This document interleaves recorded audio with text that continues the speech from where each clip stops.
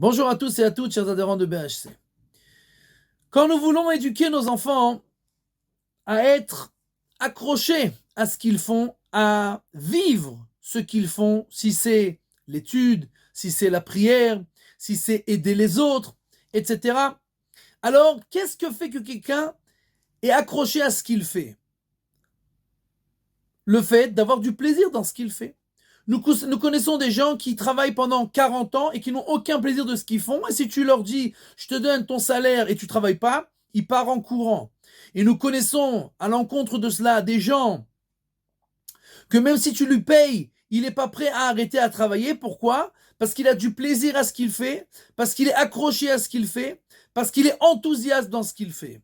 Et donc, nous voulons que nos enfants fassent certaines choses, nous devons faire en sorte qu'ils aient du plaisir dans ce qu'ils font, mais pas dans le résultat de ce qu'ils vont faire, ou dans les conséquences de ce qu'ils vont faire, mais dans la chose elle-même qu'ils fassent. Par exemple, si je dis à un enfant, si tu vas étudier, je vais te donner ça et ça, ou si tu vas prier, tu vas recevoir ça et ça, ou si tu arrêtes ton jeu, alors tu vas recevoir ça et ça, alors l'enfant va peut-être faire ce qu'on lui demande de faire, mais il n'aura certainement aucune connexion avec la chose qu'il fait, puisque le plus grand des plaisirs qu'il a, c'est les conséquences de ce qu'il a fait. C'est-à-dire le jouet qu'il va recevoir, l'argent de poche qu'il va recevoir, etc.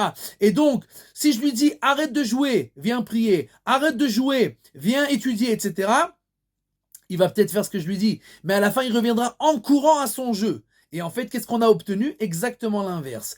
Maintenant, il aime encore plus jouer, il est encore plus connecté à ses jeux puisque il n'a pas arrêté de penser quand est-ce que je vais pouvoir retourner. Et donc son cœur a du plaisir dans le jeu et est connecté de plus en plus au jeu. Et à l'inverse de cela, la prière, l'étude, etc., on a fait en sorte qu'il n'ait aucun plaisir de cela. À l'encontre de cela, on l'oblige à faire cela. Et donc, automatiquement, il n'y a aucune connexion. Et automatiquement, l'enfant n'aime certainement pas faire ces choses-là. Et à l'instant où il pourra ne pas les faire, alors il arrêtera de le faire.